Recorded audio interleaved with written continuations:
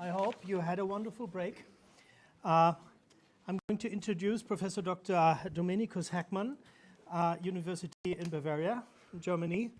The lecturer studied computer science and artificial intelligence in Germany and as Erasmus exchange student in Edinburgh, Scotland. After that, he received a full stipend in the area of language technology and cognitive systems for PhD research at the Saarland University with a joint program with Edinburgh University on the topic of ubiquitous user modeling. He has published more than 40 research papers with presentation talks. And about 10 years ago, he became a full professor for human-computer interaction. During all the years, he developed a large family tree with ancestor lines into the Middle Ages.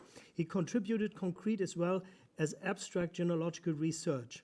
At the 35th International Congress of Genealogical and Heraldic Sciences, Cambridge 2022, he presented a new genealogical ordering system to denote all kind of kingship and affinity relations. The space is yours. Thank you very much for this presentation, and thank you very much for your kind invitation to Vilnius in Lithuania. It's a great honor to me and my family. I would like to give you a short overview.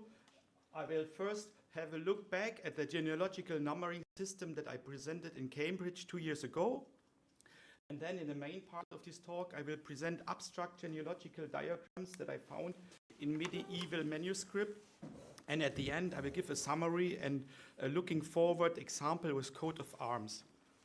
Okay, to the introduction.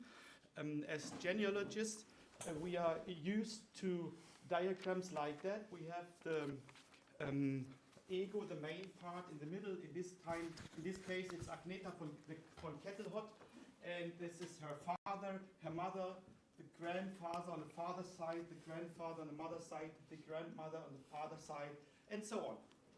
So this system is very well known.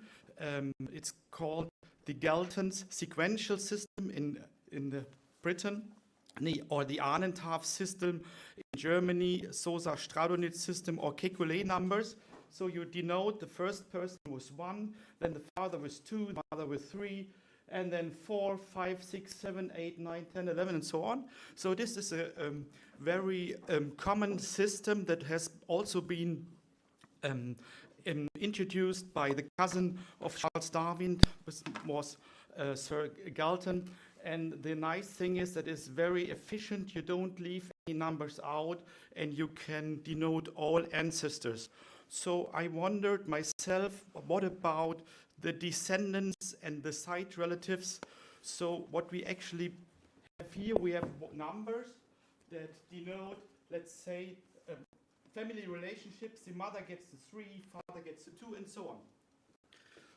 And that's where I met Remigius in Cambridge 2 years ago. And the research question I was trying to find a solution to was, how can we create a new uniform numbering system to combine both, let's say, a numbering for the ancestors and for the descendants? The challenge was already the numbering system for the ancestors takes away all natural numbers because it starts with 1 and doesn't leave any space in between, and also with the descendants. So we came up with a solution, and we even found out that the solution that we presented also works for cousins and for side relatives. So now we have one numbering system with natural numbers to have the ancestors, the descendants, and the side relatives in one system. This was Cambridge, and the model, the consanguinity chart that we presented there looks a bit like that. So we have blue icons, red icons, and the side relatives. So it worked. I was very happy to find one. I worked for it, let's say, 2 or 3 years to look for this numbering system to get one unique number for each relation, for each relative. And how does it work? Discounting, well, this genealogical ordering system to identify all relatives. We start with the ego, that's me. It says ich in German, that's me. And I said, in genealogical terms, we always make we put one person in the center, me, but if I marry my wife and our children, so the idea was not to put one person in the center, but to put not a me, but a we. So what we do is we start with a we. We start with the potential family where the children comes from and the parents. So that was one of the ideas, to have a numbering system for the we. So if you look at this, we can see the Galton sequential system. Instead of saying 1, 2, 3, 4, 5, 6, 7, and so on, we just do the simple change and add a 0. Because if we look at the descendants, they can never be a 0 in the descendants. There is no 0 child. There's only a first child. And this is the first child of the first child, and this is the second child of the first child of the first child. So the descendants, they don't need a 0, and the idea is to have the ancestors always with a 0, and the only simple trick is you multiply the ascendants, the Galton's sequential number, by 10, which is very, very simple. You add a 0 for the ancestors, and for the descendants you can use the Beichhold-Henry system for this. And you also get the side relatives for free, because if you say the brothers and sisters of 10 are 1, 10, 1, and so on, and you even have enough space to get the affiliate relationship. So with this numbering system, we get one unique natural number for all relatives, not only for ancestors. This was done in Cambridge. Now I would like to come to the main part of Vilnius. The abstract genealogical diagrams, it's a bit changed. We have two different versions of PowerPoint, but it's no problem. They are called arbores affinitatis, arbores consanguinitatis, and arbores hereditatis. So when I looked by chance at my research papers, I came across one painting that looked like this. I said, wow, what is this about? It says something like, if we look closer at it, this document is from the year 1314, it's from the 14th century, and I said, wow, that's really great. What does it mean? What is the meaning of this wonderful, let's say, painting in the book? And if I look at it, I see Vater, mother, son, daughter, brother, sister, grandparents, grandchildren. So this is a kind of medieval system to denote all consanguinity relatives. And if we look at the right page, we see something like a married couple. So this is an abstract genealogical diagram to denote the affiliate. So we have the consanguinity tree and the affiliate tree. They are wonderful. I had this in my hand in Paris, and I was even allowed at the National Library to take photos myself without flash of this. So these photos, most of the photos you see are from myself. And now what I do now is I try to apply my numbering system to these general diagrams, and I found out this is something different. I have to find out what it really means. And in the last 2 years, from Cambridge onwards, I did research on this area. I tried to find as many of these paintings as I can in Europe, and I have to thank you to my university. They gave me almost a whole year free to travel through Europe and to look in old monasteries and in national libraries to find more of these diagrams. And so how are they called? And I found one in a printed book. It says arbor consanguinitatis and arbor affinitatis. So these were the medieval names of this kind of diagrams. And so I collected almost 2,000 of these diagrams within the last 2 years, and some of them, they contain coat of armors. For example, here you see it's the same structure, somehow like an arrow. It says here again, pater, mater, filius, filia, frater. And here we see from the structure it's the same.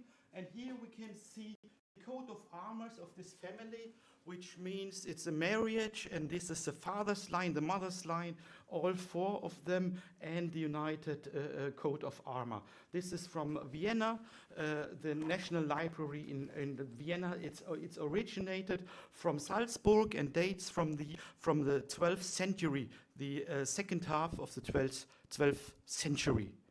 If we look closer at the coat of arms, you gave this present. Oh no, he's still at the lunchtime. He said, where can you find coat of arms? And I think in Lithuania you will also find in medieval books coat of arms, and you should maybe check places where you don't expect them to be, because in these books they are mostly about legislation in church legislation, and they allow.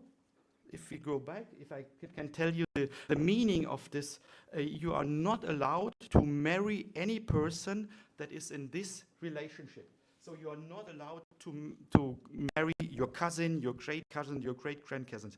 So this is, let's say, from the Catholic Church. Which relatives are you allowed not to marry? Which are you allowed to marry? And these regulations, they change over time, over the centuries. Let's say over. And at the right-hand side, we can see a very strange, or let's say a very special marriage rule. It says, if you marry a woman or a male, and this person is died, which happened very often in the Middle Ages, the women often died in the birth, during the birth, and the male, they often died during war, or let's say in the mines or so on. So they said, if you have married one person from one family, you are not allowed to marry her sister or her brother, and not of the sister's sister. So this is the regulation who you are not allowed to marry with. Okay.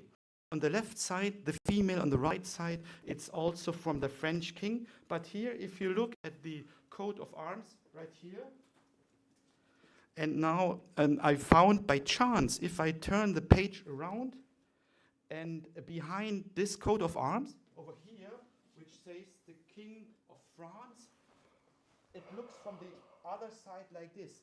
So for me, it is that the coat of arms has been changed afterwards.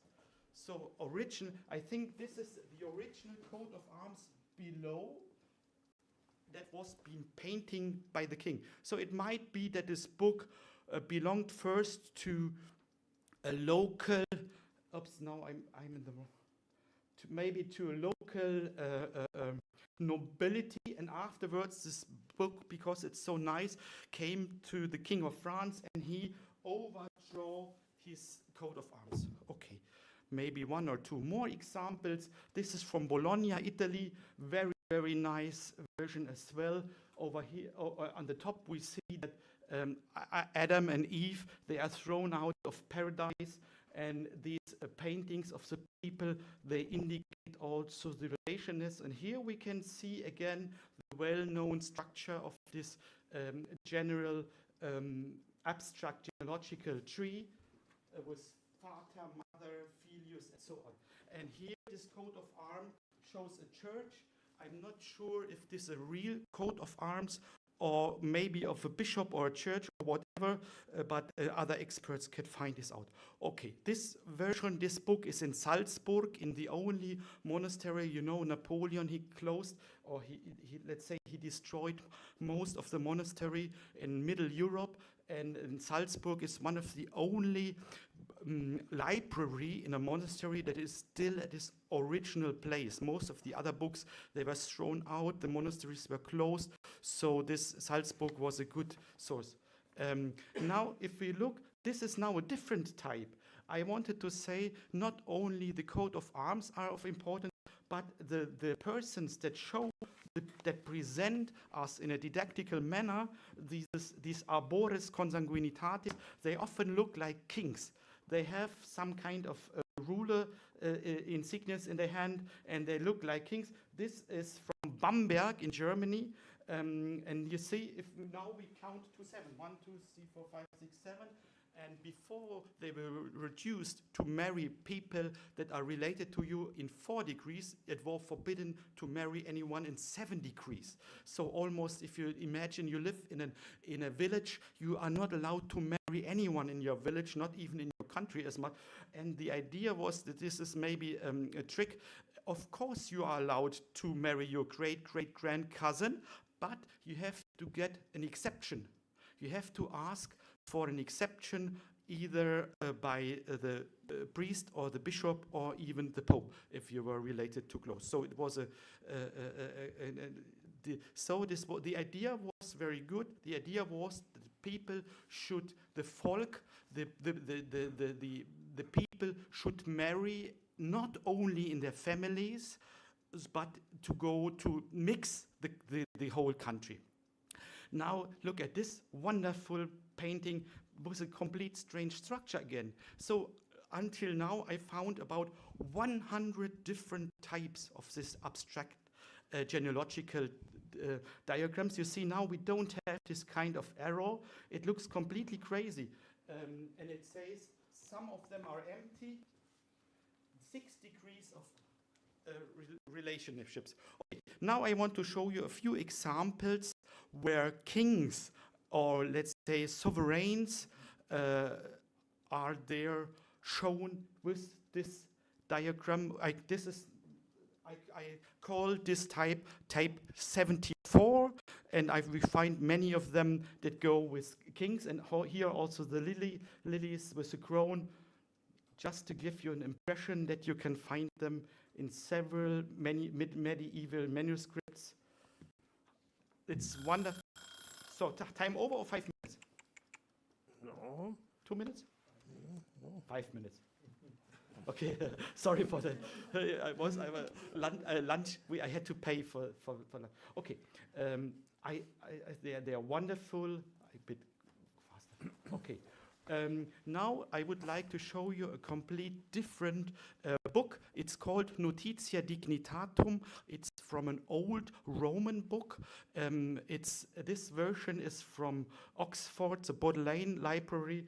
It's from 1436. And the difference here is it has not 5, not 4, not 7, but it had 8 degrees of relationships. And my explanation so far is this is a Roman inheritance table. It has nothing to do with you're not allowed to marry, but it's a Roman inheritance table because this is the only book that survived from Roman time, and the coat of arms that are shown there are indeed the coat of arms from Roman, Eastern and Western Roman armies. Very interesting connection between genealogical trees and even coat of arms. Okay, some words at the end on the theory behind the relation between concrete and abstract genealogical diagrams. So we started with the one on the left-hand side. Let's say that the genealogists are well known. And now we see at the right-hand side, how are they combined? How can we bring them together? Well, we can see that all the people that are shown on the left-hand side are only these 4 circles at the right-hand side. On the other way around, you see the numbers over here, 1, 2, 3. These are the numbers of the generations. So you see the generations go over there in the numbers. So this is a kind of combination. And I indeed found one example that shows the combination of these 2 diagrams in Salzburg, and I was really astonished. This might not be the nicest painting. However, this is the most innovative painting I found so far. It's in Salzburg, and it shows, if you look at the left-hand side, this exponential growth, father, parents, 2 parents, 4 grandparents, and so on. And on the right-hand side, it shows this arrow. So this is, let's say, the stone of Rosetta to bring both worlds together. And the very, very, very interesting point here is, if you look here, it says Filia and Filius. So in this diagram, it's the women shown on the left side. The first person that is shown here are the women. And if you analyze this document completely, this is a female version. This is the first female version I found in Salzburg, about 1,000 years old, maybe 800 years old. And I told them, the librarian, the monk, I said, this is wonderful. This is the first female person, because on the right-hand side of God, let's say it's on the other, so the females are here preferred, and they said, well, in Salzburg we had a female scriptorium about in the Middle Ages, so this was definitely written by females, by female monks. Okay, to finalize, I came up with a second language to denote the structure also of this arboris consanguinitatis. At the end, I would like to thank my university to give me a free summary. I've shown the genealogical numbering system that I've presented in Cambridge. Now I've shown you some abstract genealogical diagrams and showed you some example with the coat of arms. And these libraries are wonderful: Bamberg, Bernkastel-Trier, Salzburg, Toledo, Escorial. Outlook, as last slide, I would like to look for such kind of abstract genealogical diagrams in Lithuanian National Library or Lithuanian monasteries. However, I might need some kind of official support, like a letter of intent. Thank you very much. And I would like, thank you very much.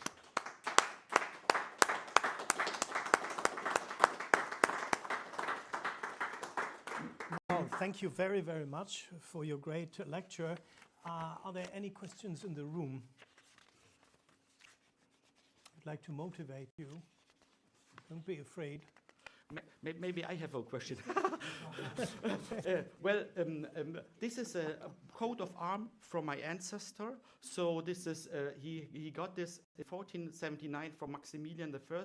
Johannes Heckmann, Graf Johann from Nassau-Dillenburg. If any one of you comes across this coat of arms at some document, please let me know. Thank you very much.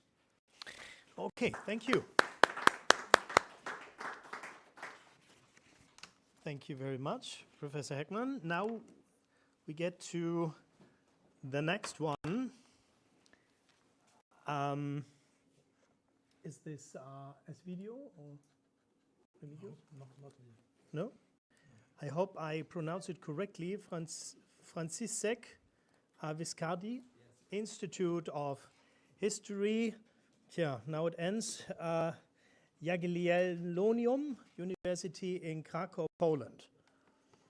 Franciscus Viscardi, PhD student for the doctoral school in the Humanitatis of the Jagiellonian University.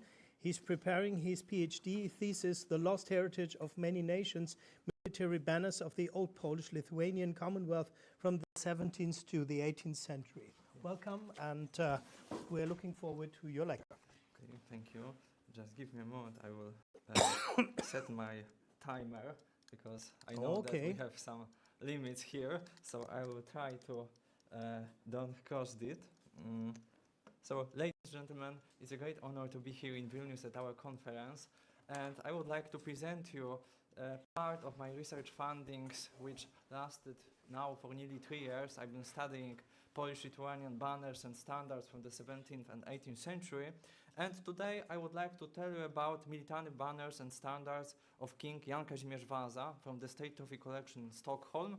And before I start, I would like to point out that we have like 20 minutes and I would like to cover like 17 objects. And it's impossible to tell all information gathered about them, mainly about identification, materials from which they are made, to which unit they belong. So instead of focusing only on some of them, I decided to cover all of them. However, in a special context, mainly I will talk about iconography, the meaning of emblems, coats of arms, why they were put on them, and the meaning of that. So, let's begin.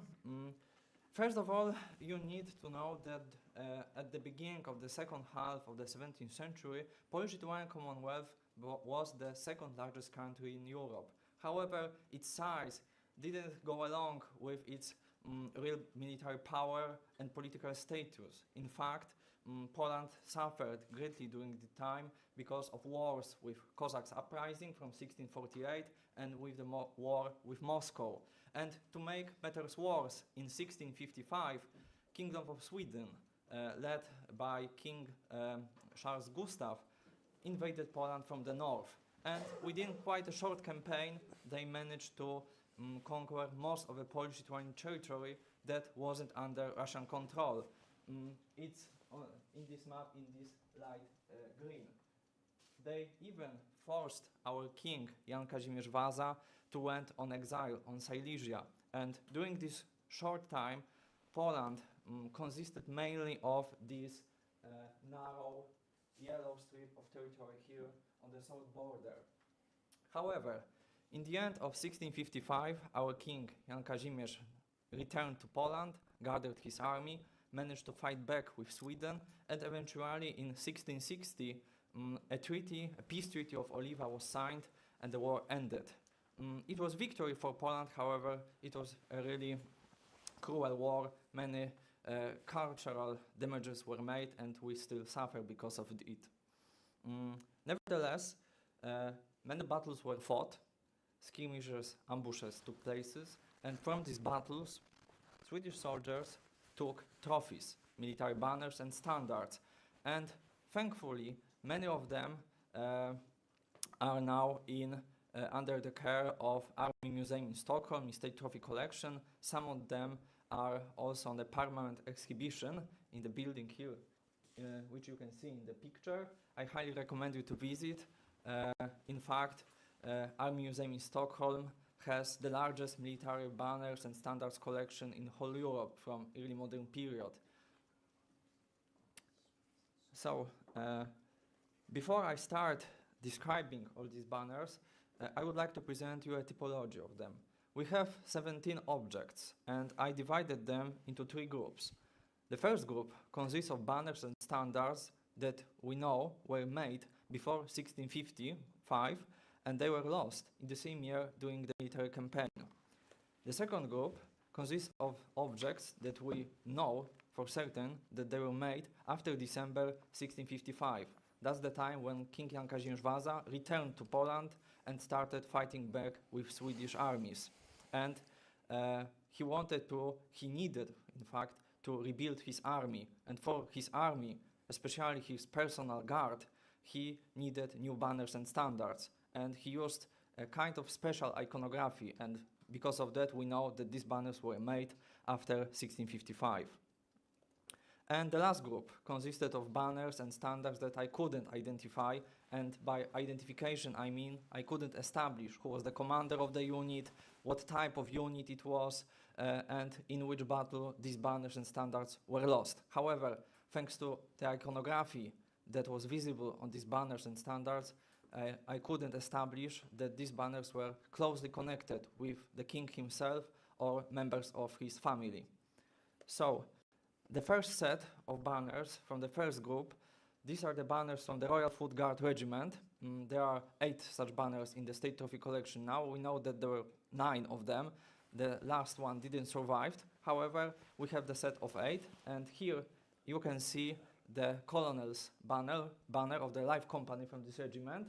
As you can see, it's a white banner with yellow St. Andrew cross, and on the left side of the banner there was an image of Virgin Mary. On the right side, there was a Polish-Lithuanian state coat of arms, and the only difference between Life's company's banner and the rest of the companies was the color of the standard. We know that Colonel's banner was white to indicate the status of this company, and the other ones were blue. The whole design was the same. However, let's stop for a moment here, because maybe you can recognize that some of these banners that are here are not Polish-Lithuanian ones. These are Swedish coats of arms, 3 crowns and the lion of Holkung family, and of course a Vasa ship, private coats of arms of Vasa dynasty. The colors that were used for these banners are also not typical for Polish-Lithuanian banners from this time. Of course, there is some hidden information here, and it's propaganda. These colors resembled the colors of, during that time, Swedish national flag, which even today consists of a yellow cross on the blue background. these coats of arms in the state coats of arms here also were a connection to Swedish throne. Vasa dynasty, which ruled in Poland at the beginning of the 17th century, came to Poland from Sweden, and we know that even though they were dethroned, they still held their claims to the Swedish throne, and they wanted to show that. And the best place to show that was, of course, banners of King's Royal Guard, which participated in whole events, celebrations, and also was visible to all ambassadors, guests of honor on the royal court. So it wasn't an accident. The next banner belonged to the court banner. A banner in Polish means a unit, something like that. And it belonged to the court banner of Jan Kazimierz Vazos. This banner was made for the purpose of campaign against Cossacks uprising in 1648 and was taken by Swedish soldiers at the Battle of Voynich in 1655. This standard, however, is mainly a reconstruction made by Swedish curators from the Armemuseum in 1982. The only original parts are the image of Virgin Mary and the state coats of arms. And this standard is quite interesting because the whole design of this banner is like copy and paste of oldest surviving Swedish national state banner. It was a royal banner from the end of 16th century, and even the shape of this standard, the yellow cross, the placing of coats of arms is the same. So again, we see here clear connection between Polish-Lithuanian Commonwealth and the Sweden. Again, it's of course a dynastical propaganda of King Jan Kazimierz Vazos, who still wanted to show that he held his claims to the Swedish throne. And of course, this image of Virgin Mary. It's again a quite interesting feature because during that time and even now in Poland, Virgin Mary has a special veneration. We call her a Mother of God, and in 17th century it was not only a religious matter but also a matter of, we'll say, everyday life of soldiers.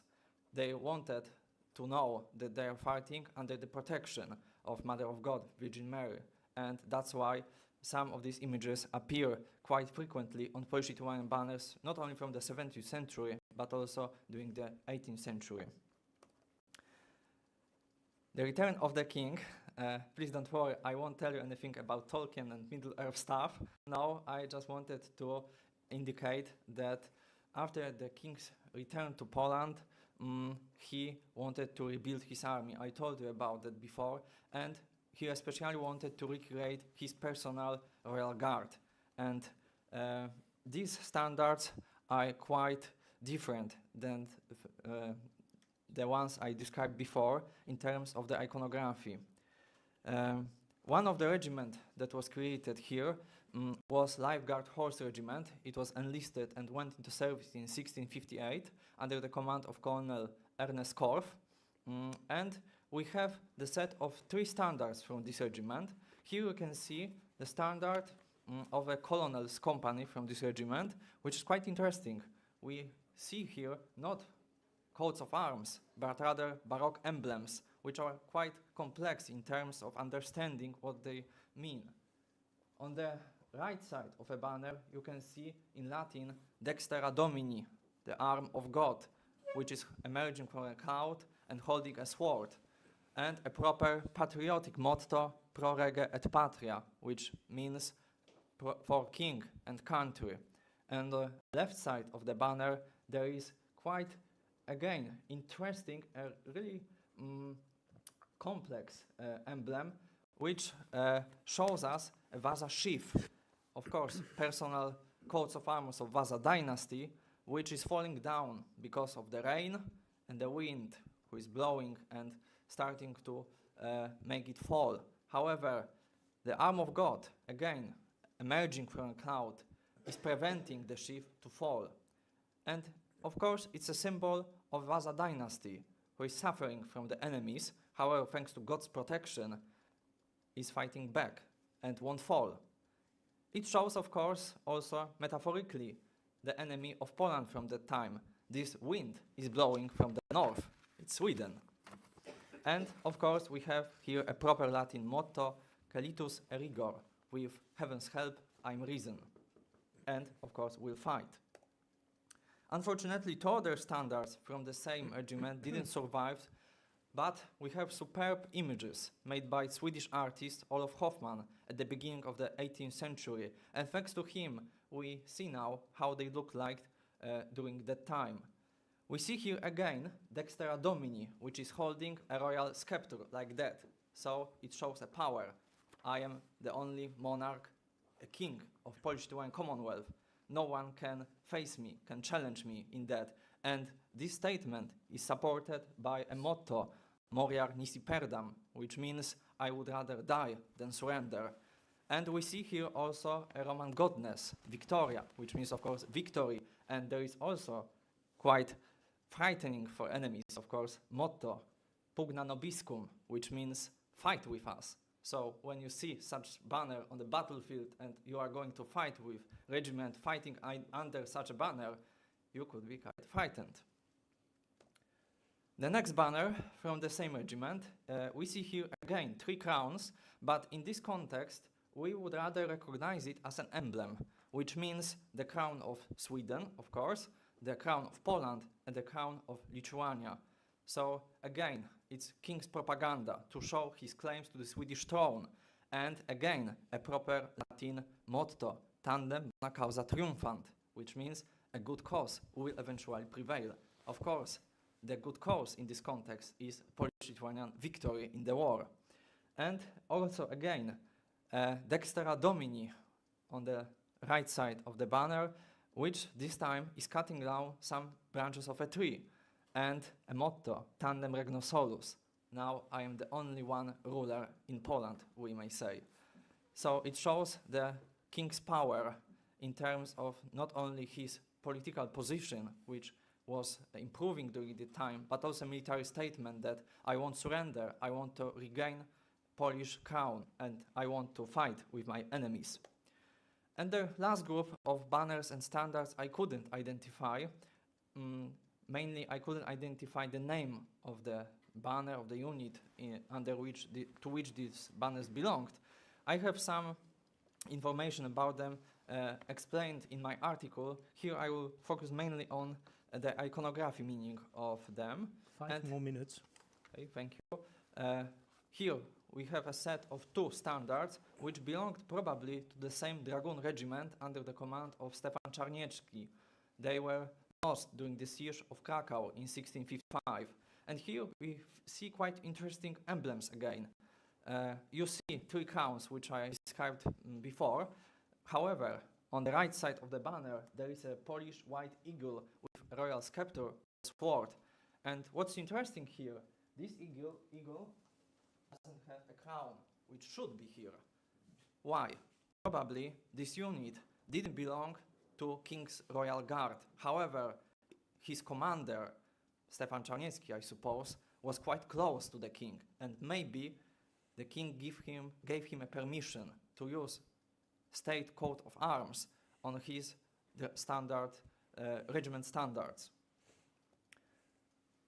Next standard from the same regiment, we see again Dextera Domini with a sword and a Latin quote, pro rege et patria, which means for king and country, and quite nice symbol of this dragoon regiment. Again, this symbol, a running white horse, resembles, of course, the character of this unit. It was a mounted horse regiment, so a horse was a natural, proper symbol of this unit.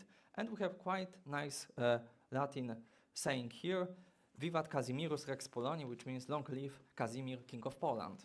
So quite easy identification here.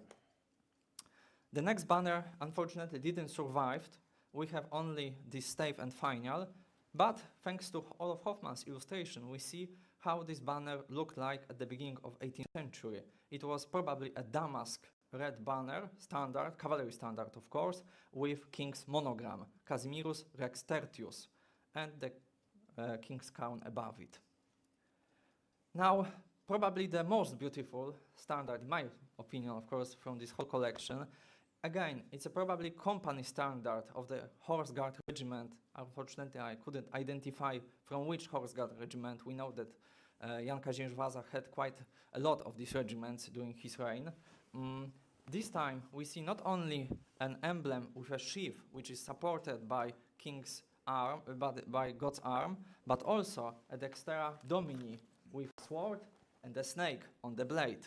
And the snake, doing what he's doing, is killing itself because the blade is sharp, and it's a metaphor because even though evil wants to kill the good, of course, by doing it, it will kill itself because eventually God will always win. And the last object from my presentation, it's a mystery still for me, because we see here a banner, cavalry standard, made, I think, for rather Polish-Lithuanian style cavalry regiment. Probably Cossacks, light cavalry regiment, maybe Hussar banner, I don't know.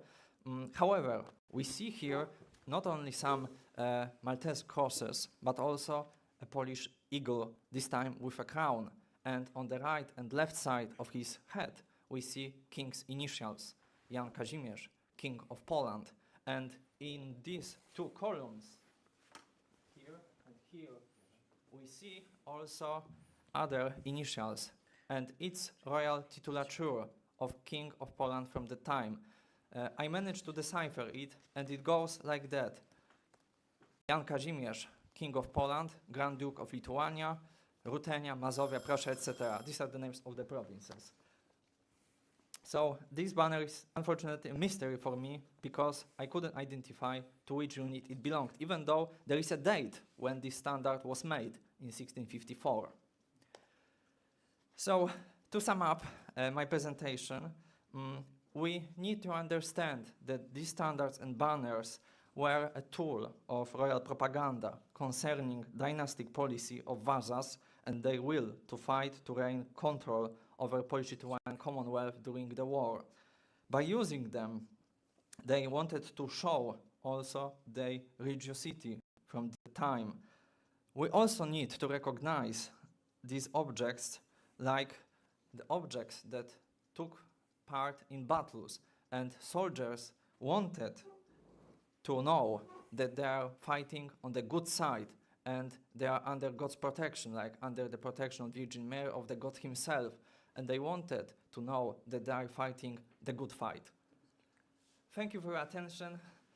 If you would like to know more about these banners, standards, my methodology, my workshop, please write me. Here is my email. Thank you.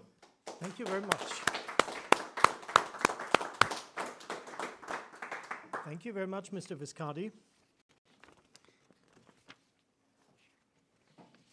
Any questions?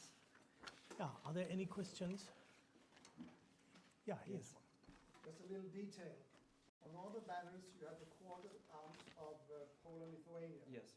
The riding knight in the first and fourth, and the eagle in the second Yes. and the third.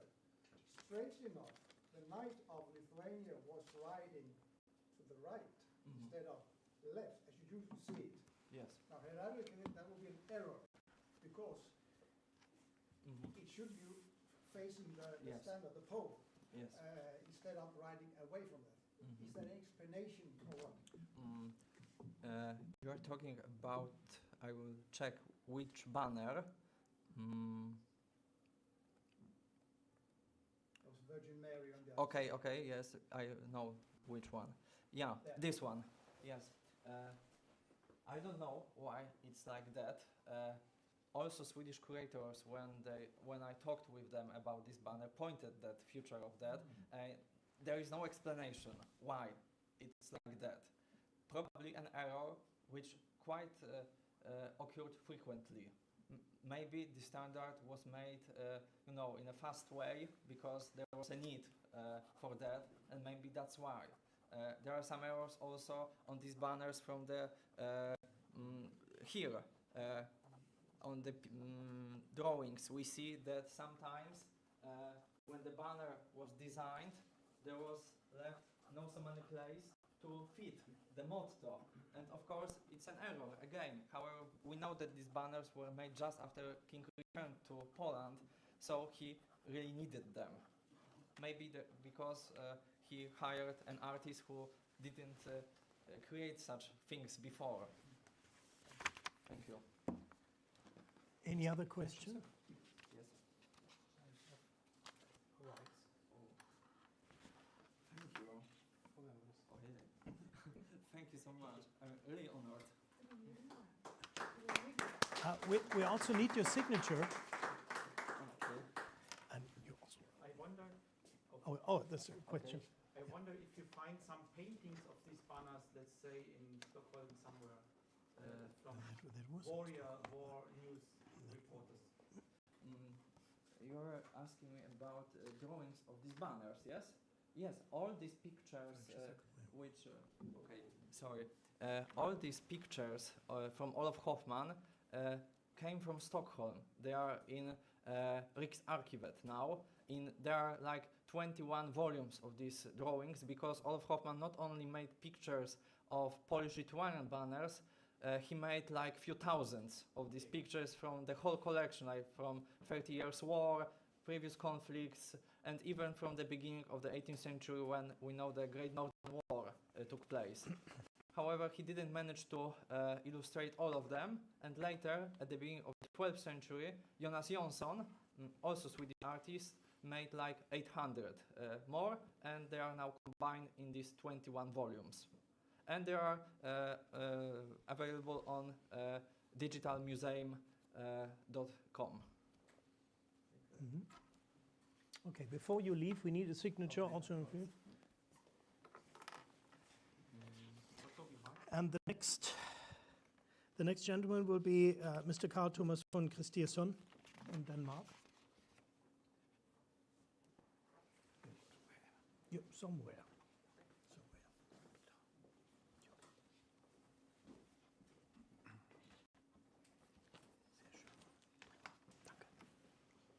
Okay. Yeah, Mr. von Kiersson, MA has published several articles in Scandinavian and European genealogical and heraldic books, periodicals, and Congress proceedings. He is a corresponding member of the Genealogical Society of Finland and a member of the editorial council of GENOS, periodical of the Finnish Genealogical Society, a board member of the Danish Finnish Society and the St. Andrews Society of Denmark, and a former board member of the Scandinavian Heraldry Society, the Danish Heraldry Society, and the Confédération Culturelle des Sociétés Étrangères in Copenhagen. Welcome, and we are looking forward to your lecture. Thank you very much. I might just add that this topic is very dear to me, and in addition to this, today I am also a member of the board of the Finnish House of Nobility. This happened this March. So I'm an ambassador for that house now. A house of nobility is two things. It's a physical building and a designation for the nobility as a corporation, an association. Corresponding institutions have existed in the different provinces of Imperial Russia and in the Baltics. Today, there are corporations of nobility in several European countries, but only in Finland and Sweden they exist connected to their original purpose-built house. As a building, the House of Nobility in Helsinki, as well as in Stockholm, primarily have a practical function. It is a place where the nobility meets, and the different matters regarding the house and the nobility are administered here. As a new nobleman, you had to be introduced to be accepted as an equal to those families already members of the house. This was done by presenting proof of the noble status by either showing the original patent of nobility or documentation equal to this. In order to know who had the right to present a family when the king called for parliamentary meetings or meetings of the states, genealogical tables were, and still is, kept in order to decide who belonged to the nobility and who did not. This is important still today, as it is the head of a family who has the right to present his family at the triennial general meeting. In Stockholm, the House of Nobility is one of the finest 17th century buildings, the time of Swedish supremacy around the Baltic Sea. In Helsinki, Helsingfors, the building from 1862 represents the neo-Gothic architectural style prevalent about that time. A house of nobility can exist without a physical house. The Swedish house of nobility was established in 1626, but until the present palace was finished 1655, the meetings were held in temporary buildings in Stockholm. Finland, until 1809, a part of Sweden, officially got its own house of nobility that year, but meetings were held first in Turku, and when Helsinki became capital in 1812, in different locations, until the present building was inaugurated in 1863. A house of nobility can exist without a physical house. The Swedish house of nobility the institution was and still is governed by a charter or constitution. It stipulates introduction of new nobility, representation at the triennial general meeting, practicalities of the meeting, and election to the management. This charter is how the sovereigns of Finland have played a significant role for the house of nobility. King Gustavus Adolphus and his chancellor Axel Oxenstierna officially created the Swedish house of nobility in 1626. Emperor Alexander I, at the meeting of the States in Borgå 1809, confirmed the Swedish constitution as valid for the new Grand Duchy of Finland with the Russian Emperor as head of state. At the same time, he decided that a house of nobility should be erected in Finland with the Swedish as a model. The liberal Emperor Alexander II in 1863 called the decisive meeting of the states in Helsinki, which started the reforms and new legislation that created modern Finland. The states met in the new house built by the Finnish nobility. And yet later, in the new Republic of Finland, the chairman of the Senate, Per Eyvind Svinhufvud, as acting head of state in 1918, signed the new charter for the nobility. After him, General Mannerheim, as acting head of state in 1919, signed a few amendments. It's fairly obvious that these two noblemen and head of their families had a significant interest in securing the future of the Finnish nobility in the new republic. Svinhufvud later became president of Finland 1931 to 37, and also Mannerheim became president from 1944 to 46. So the sovereigns that I mentioned are highly valued and respected by the Finnish house of nobility. In the building, you find the bust of King Gustavus Adolphus. Emperor Alexander II is portrayed in the big painting showing the opening of the meeting of the states in 1863, and also the portraits of Svinhufvud and Mannerheim are hanging here.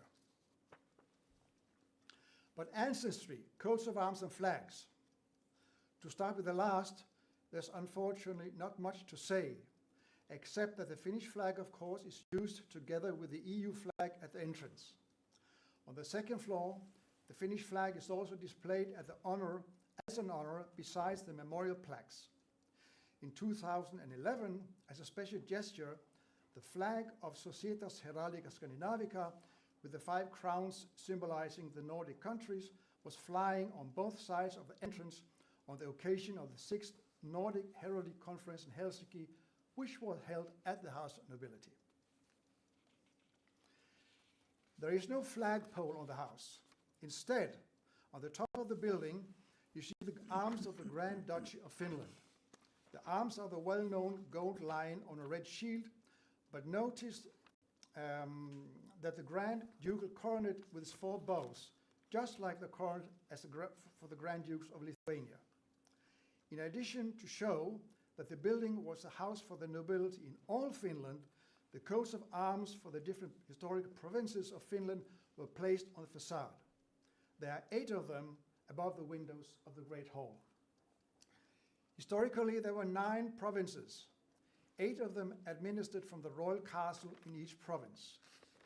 And the arms are from the left, southern or proper Finland, northern Finland or Satakunta, then Karelia, Nyland, Ostrobotnia, Savolox, Tavastland, and Åland. Now a 9th coat of arms did exist for Lapland, with a natural colored wild man in a red field. But the province never had an independent administration. This is probably why it is not included among the arms on the facade. But also, it solved the problem that there's only room for 8 arms above 7 windows. The building itself contains several heraldic elements, and I will give you some examples. On the doors of the main entrance, you see 2 lion heads and 2 shields. They can easily be interpreted as the lion and nobility of Finland. The hall leads to the main staircase and this iron gate. To the left showing the coronets of counts, to the right the coronet of barons, and above 2 coronets for the untitled nobility. The coronets are also woven into the red carpet on the stairs. Continuing up the stairs, you see this plaque with the German Iron Cross and number 27 in a laurel wreath, with the text Pro Gloria et Patria. The 34 names in gold are the fallen officers and members of the nobility of the 27th Prussian Jäger Battalion. The Jäger movement consisted of young Finnish men who in 1915 secretly went to Germany to get a military education. The idea was that they should be able to act as professional officers during a possible war of detachment from Imperial Russia.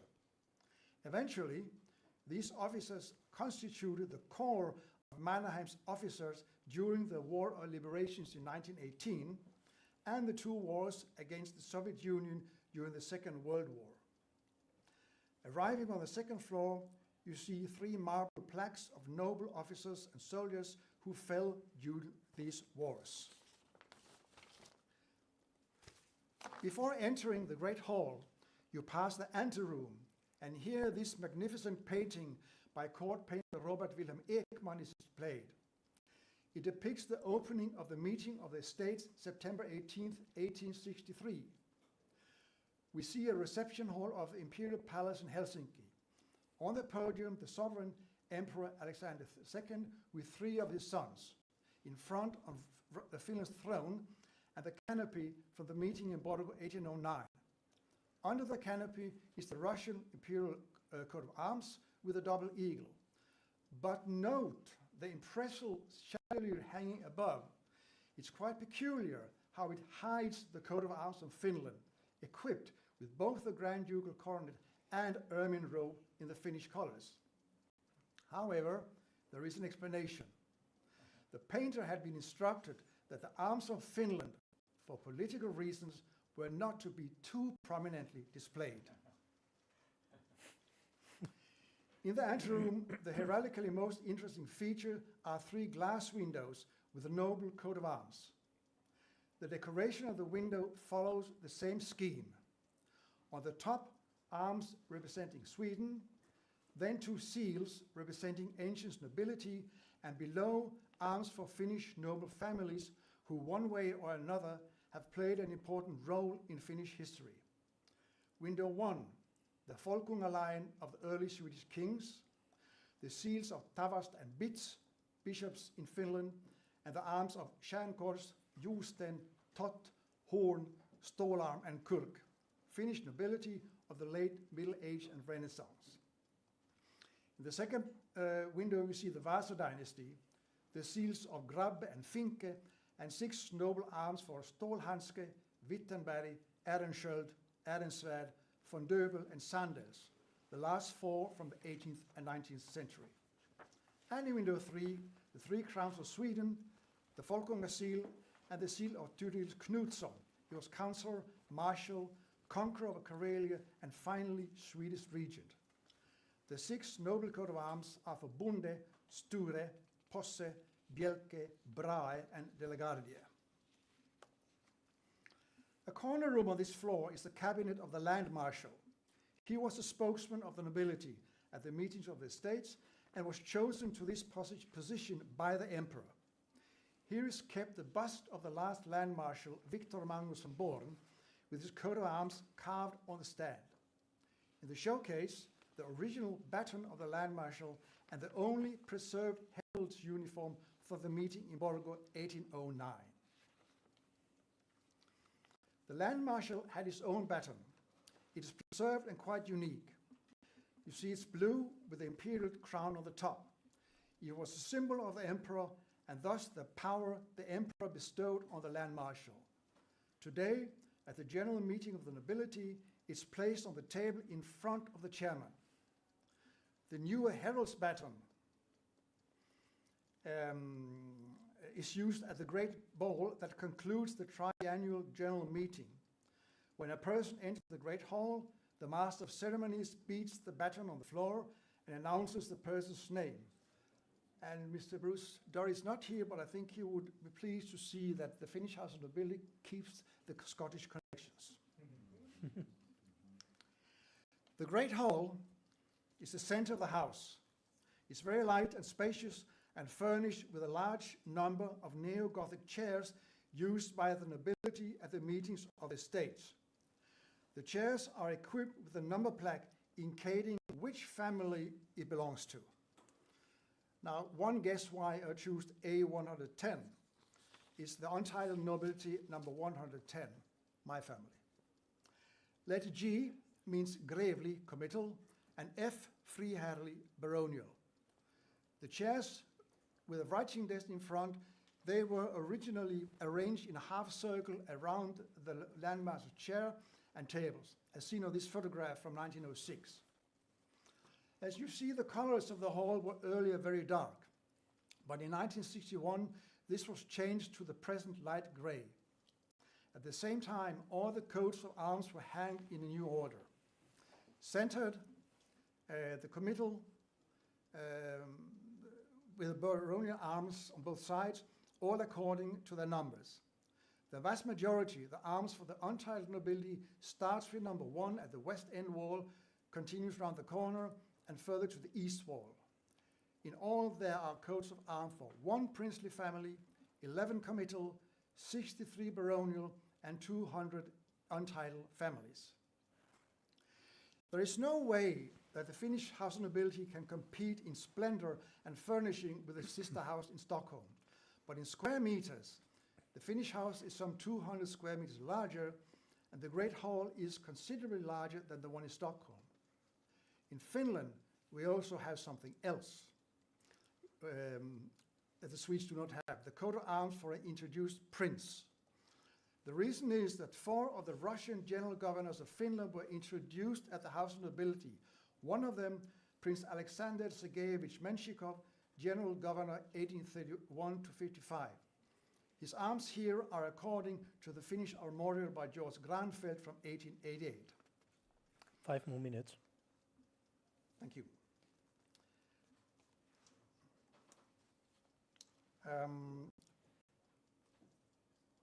You also see 5 committal arms. It's 5 of the general governors who got the Finnish line into their arms. Besides, you also see the arms number 1 for the Kreutz family. It's the first Finnish committal family. It originates from Finland. It's known from the 15th century. It takes the name, of course, from the cross. When the Finnish House of Nobility began its activities in 1818, the Swedish noble families living in Finland and already introduced at the Swedish House of Nobility were matriculated in Finland. They were simply registered where they had presented the required documentation. Many Swedish noble families decided to stay in the new Grand Duchy of Finland after 1809, and this is the reason that so many families are represented in both houses, introduced in Sweden and matriculated in Finland. After 1809, new Finnish nobility, of course, had to be introduced here, while foreign nobility was naturalized Finnish nobility before they could be introduced into the house. The ancient family of Vrede is known from Westphalia in the 13th century. Their coat of arms in Finland are arms of deeds. Cavalry Captain Henrik Vrede participated in the Battle of Kirkholm 1605 between Sweden and Poland-Lithuania. During the battle, the horse of King Charles IX was shot and the king in great danger of being captured. Henrik Vrede offered his horse to the king, who escaped, while Vrede was killed.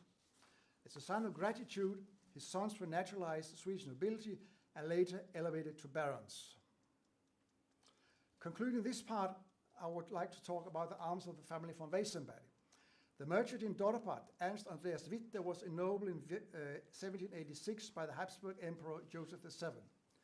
In 1813, his son Ernst Bernhard became clerk at the new chancellery of the General Governor of Finland.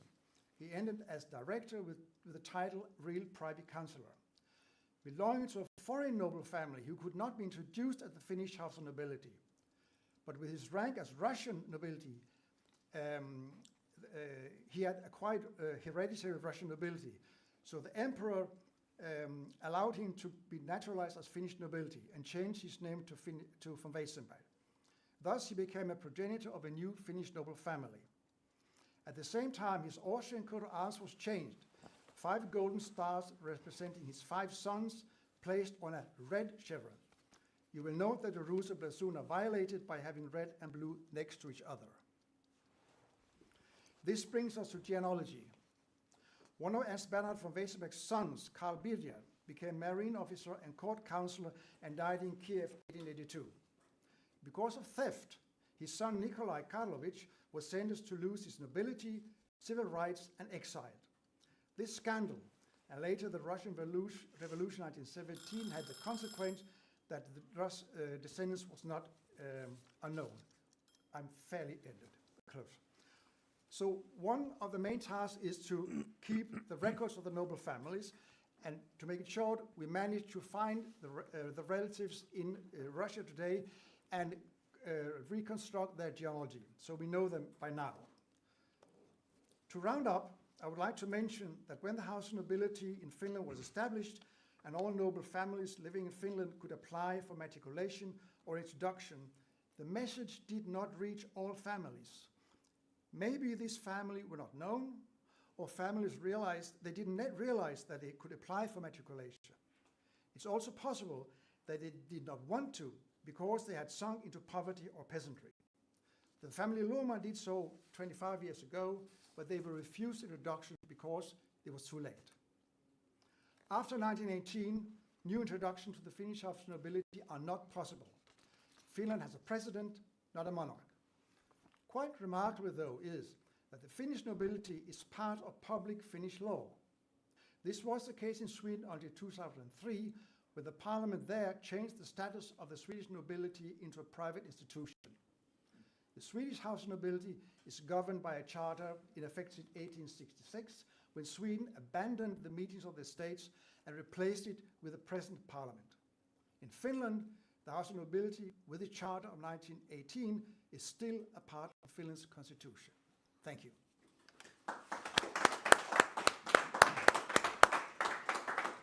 Thank you very, very much, Herr von Christiansson.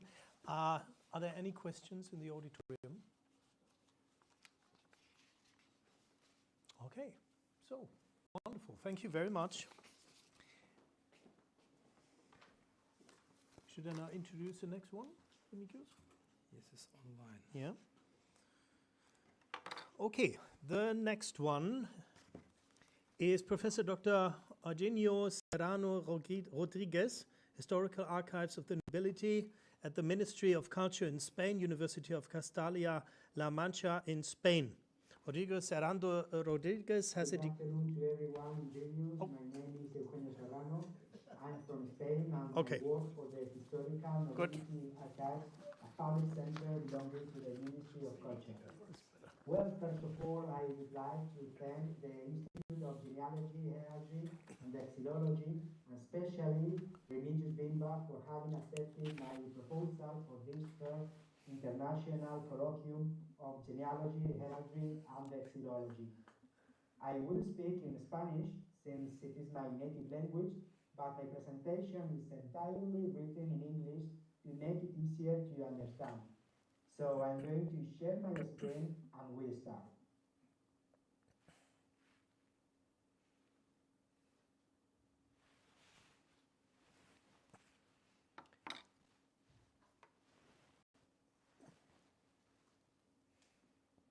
El título de mi ponencia es Los duques de Osuna y el estudio de la acumulación de títulos de nobleza a través de los escudos de armas. Para comenzar, veamos una breve introducción acerca de la evolución histórica de la heráldica en la península ibérica.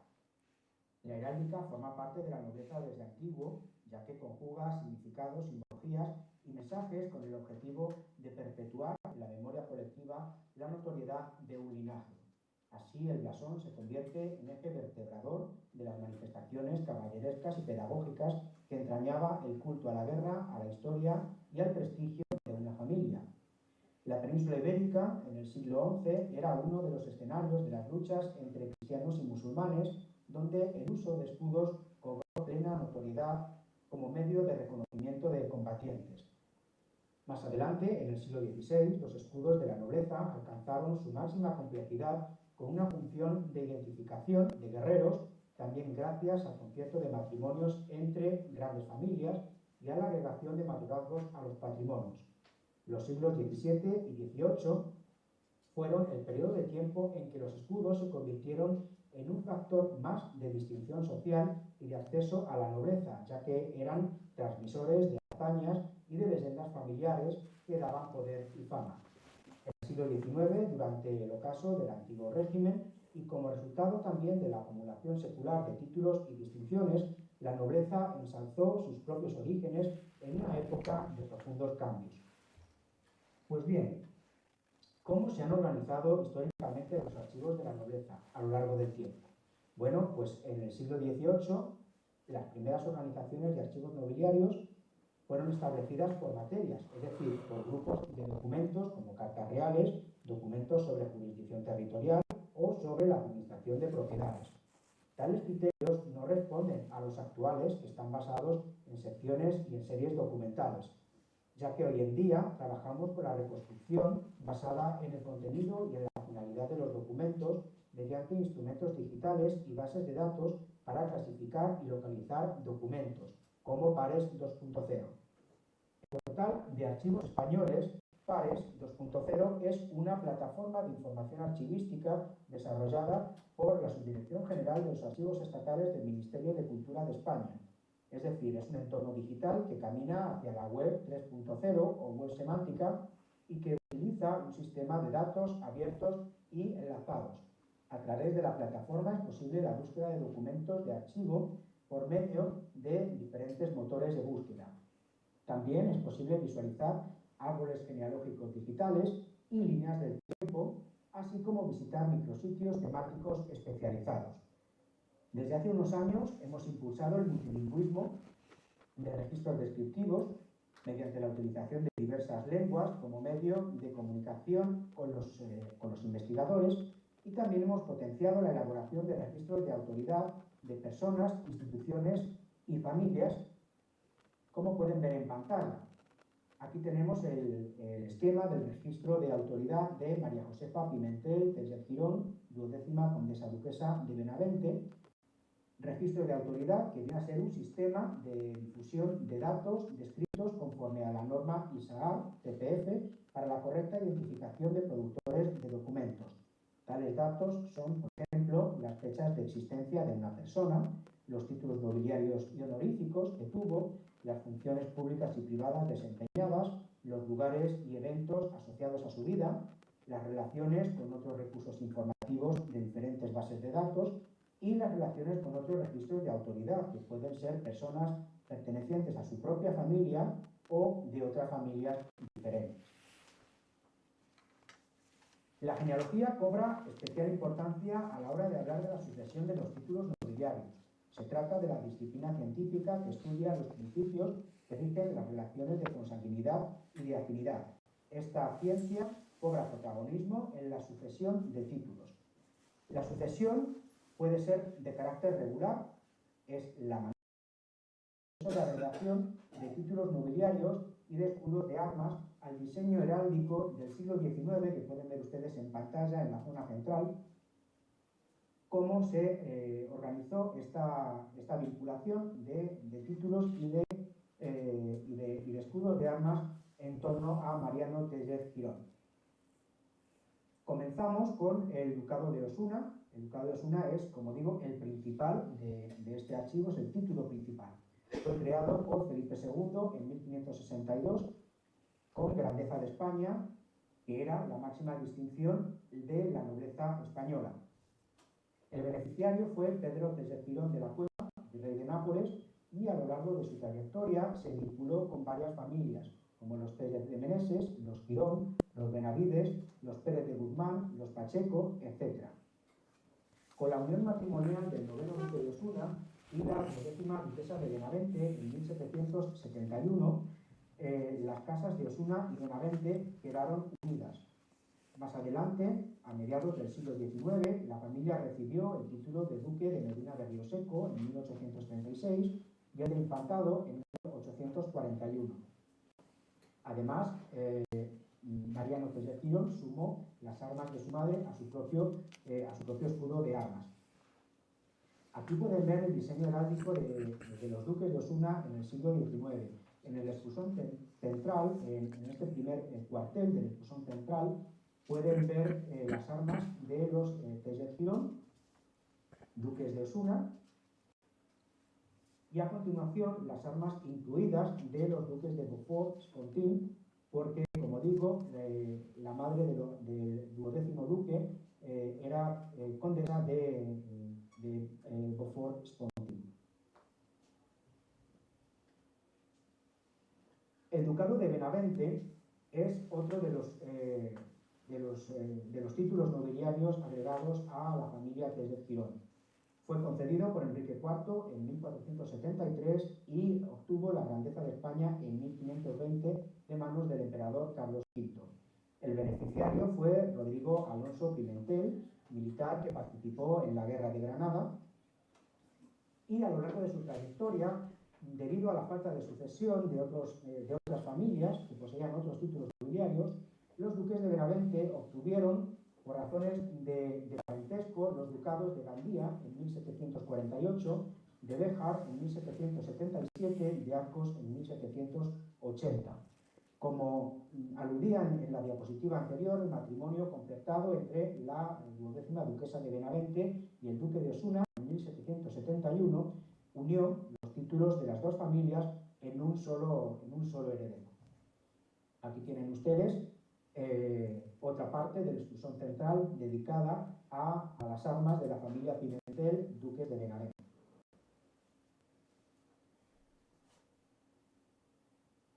El ducado de Béjar fue creado por los reyes católicos, por Isabel I de Castilla y Fernando V de Aragón en 1485 y recibió la grandeza de España en 1520. En esta ocasión, el beneficiario fue Álvaro de Zúñiga Guzmán, Justicia Mayor de Castilla. Durante la trayectoria de este título quedó vinculado a varias familias como los Zúñiga, los Sotomayor, los Pérez de Guzmán, los Mendoza, los Castro y los Teiret Girón. A causa de la muerte en 1777 de Joaquín Diego López de Zúñiga Castro, sin descendencia, se originó un pleito por sus títulos que acabaron recayendo en su sobrina María Josefa Pimentel, duquesa de Benavente, modo a través del cual quedó integrado el ducado de Béjar en la familia Pimentel. Aquí tienen ustedes las armas de varias familias que también históricamente se vincularon con los duques de Béjar, con el ducado de Béjar, la familia Guzmán, los Sotomayor, los Zúñiga, los Ladrón de Lizana y los Mata.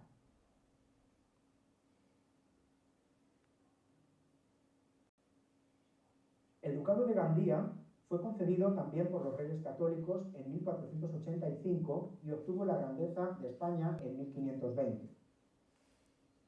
Fue concedido a favor de Pedro Luis de Borja, que era hijo del Papa Alejandro VI, y a lo largo de los siglos XVI en adelante quedó vinculado con las familias Borja, Centelles, Conde de Oliva, Aragón, Pimentel y Teiret Girón. Los duques de Gandía llegaron a acumular diversas posesiones en el reino de Valencia y también en Cerdeña, como el condado de Oliva. A la muerte de Mariana de Borja Fernández de Córdoba en 1748, sin descendencia, se originó otro pleito de sucesión por sus títulos que ganó su sobrino Francisco Alfonso Pimentel, duque de Benavente, medio a través del cual quedaron unidas las posesiones de los Borja a las de los Pimentel.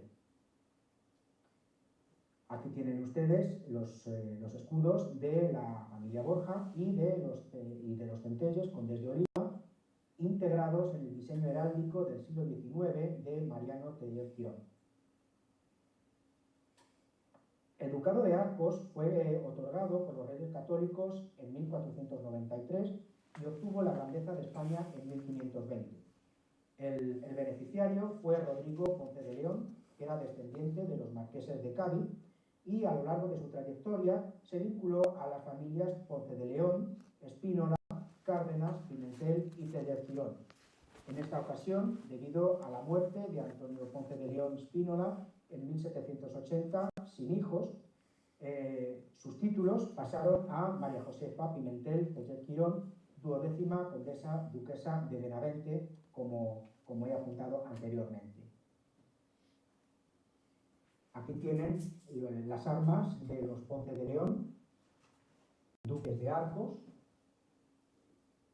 situadas en uno de los cuarteles inferiores del diseño heráldico de Mariano Tellez Girón. Y continuamos con el ducado de Medina de Río Seco, ducado creado por Carlos V en 1538 con grandeza de España, en favor de Fernando Enrique de Velasco, almirante de Castilla. El título se vinculó a las familias Enrique, Velasco, Benavides, Pimentel, Álvarez de Toledo y Tellez Girón a lo largo de los siglos. Con el fallecimiento en 1799 de Serafín Pimentel, Álvarez de Toledo sin hijos, sus títulos pasaron a Pedro de Alcántara, Tellez Girón, Beaufort, Spontín, 11º duque de Osuna. Esta parte superior del diseño de Mariano Tellez Girón, del diseño heráldico, está ocupada por las armas de los Enríquez, duques de Medina de Río Seco. Y esta otra parte integra las armas de los condes de Fontanar, que se vincularon también a los de Medina de Río Seco.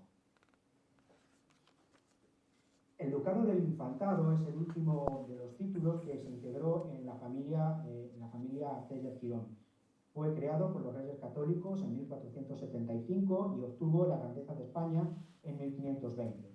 En esta ocasión fue Diego Hurtado de Mendoza Figueroa, el beneficiario del título, quedó vinculado a las familias Hurtado de Mendoza, de la Vega, Silva, Álvarez de Toledo y Tellez Girón.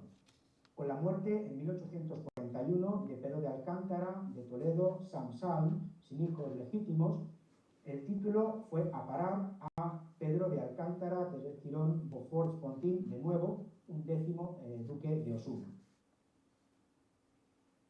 Estas son las armas de la familia Mendoza, duques del Infantado, en el escusón del escudo de Mariano Tellez Girón.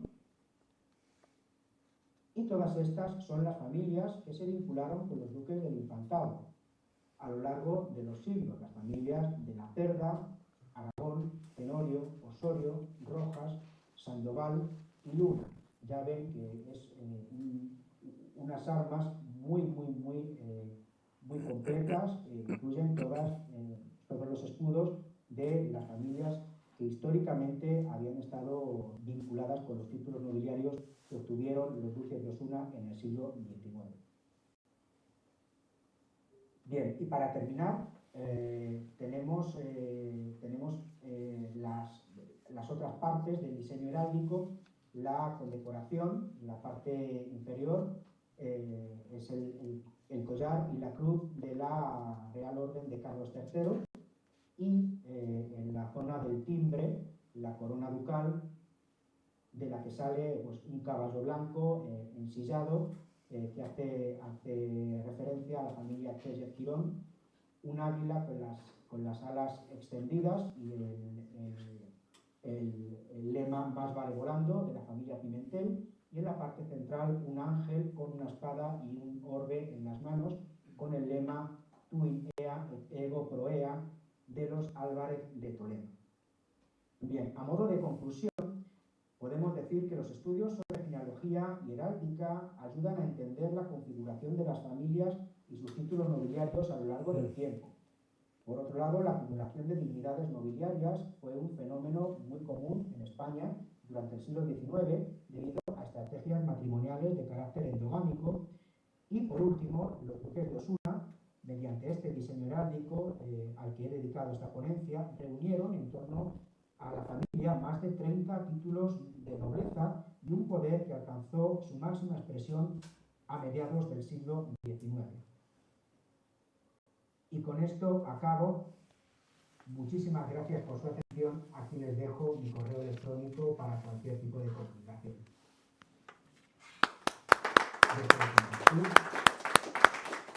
Y me despido. Un saludo para todos.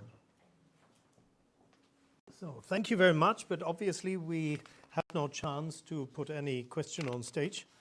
But I can now introduce José María San Román Costada, and it will be another online presentation as far as I know. It's on my list. Is that correct? Okay.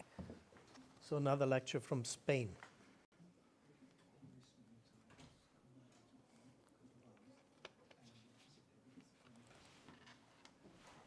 Good morning, everybody. My name is José San Román. I am a lawyer. I'm president of the Society of Heraldry and Genealogy of Toledo in Spain.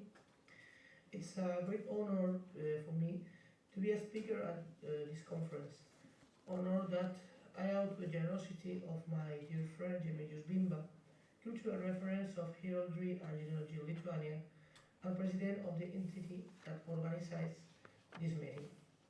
I greet everyone very cordially.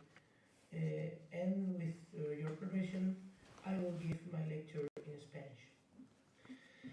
La provincia de Toledo, en España, una de las más importantes y reconocidas por su historia a nivel nacional e internacional, ha tenido una serie de circunstancias y de argumentos históricos que la han vinculado de manera absolutamente esencial, no solo con la realeza, sino también con la nobleza.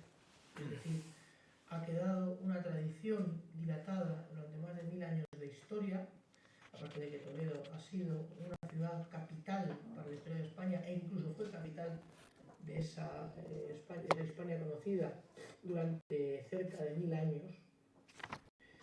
Lógicamente eso ha traído una importante tradición que se ha manifestado en, como no puede ser de otra manera, la heráldica.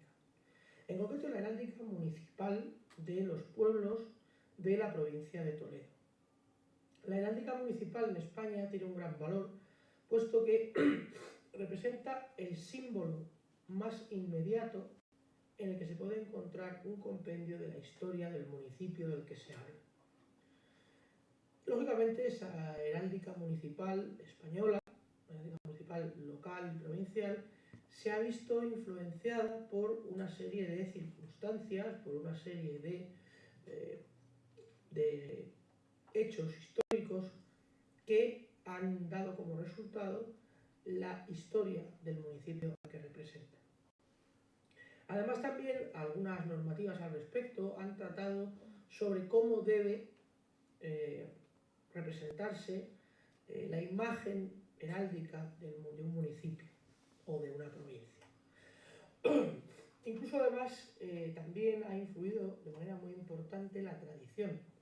Una tradición que habla directamente del hecho de que exista en todos los municipios españoles, salvo por alguna cuestión histórica vinculante, que exista la corona real como timbre de los escudos municipales. No todos los municipios de España, tampoco los de la provincia de Toledo, terminan su escudo, timbran su escudo con una corona, pero la gran mayoría sí lo hacen.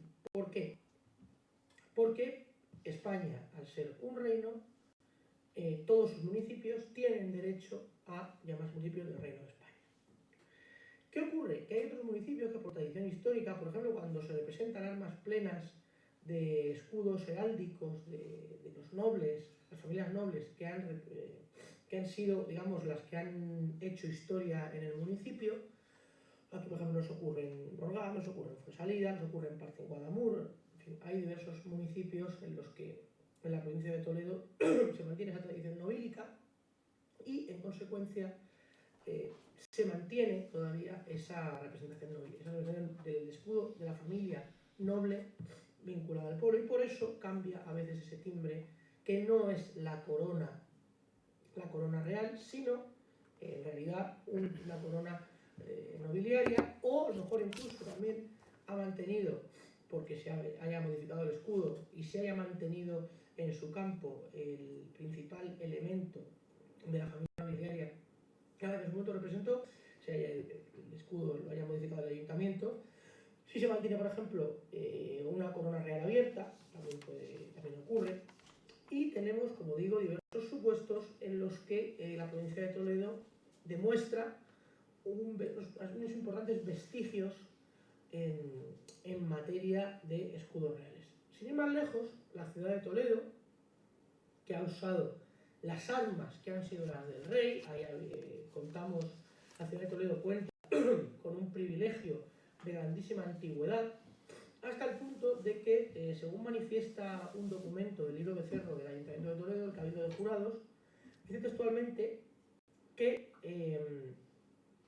fueron las armas de Toledo, hablamos del siglo XII, un emperador en trono majestuoso, en las manos estoque y cetro con un orbe, y por respaldo un águila tendida en las alas, de cuyas armas ha usado Toledo desde aquella era, junto con los reales de nuestros monarcas. Pero fíjense hasta qué punto la importancia de la ciudad de Toledo para que el rey incluso le llegue a conceder el uso de sus armas, o incluso pueda utilizar la figura del rey sedente. Una realidad que ha permanecido hasta prácticamente el siglo XX, porque el escudo que ha tenido la provincia hasta el siglo XX ha sido sobre el campo de azul una corona por el reino visigodo de Toledo. O sea, fíjense la importancia, como digo, de la ciudad de Toledo. El privilegio original no se conserva, pero lo cierto es que a partir del siglo XV se encuentran testimonios más profundos, testimonios además escritos, de el uso de estas armas y del elemento real que une a la ciudad de Toledo con la realeza a través del escudo heráldico de la ciudad. Por ejemplo, en las relaciones topográficas de Felipe II también se habla de un escudo en el que hay un rey justiciero con una espada en la mano y un cetro o mundo con una en la otra. Del siglo XVI, por ejemplo, también tenemos muestras de las armas labradas por lo general sin una forma heráldica, pero tenemos también los reyes sedentes que acompañan al águila bicéfala de la ciudad, cuyo privilegio por usar Toledo ganó a mediados del siglo XVI. Y por supuesto, siempre el collar de la Orden del Toisón de Oro, que como saben ustedes, es la orden que a día de hoy concede la Casa de Borbón y es la más importante de las que en España y en algún lugar de Europa concede también, en el caso de España, por ejemplo, la familia Borbón. Bien, aparte de eso, aparte de esta influencia en el escudo de la ciudad de Toledo, por ejemplo, que aparece en muchísimos doseles en la ciudad, que aparece en muchísimas representaciones del pendón de la Hacienda Vieja de Toledo, que aparece en muchísimos lugares, tenemos también escudos municipales en los que aparece de manera directa, más allá del timbre de la corona, insisto, en los que aparece de manera directa la influencia real.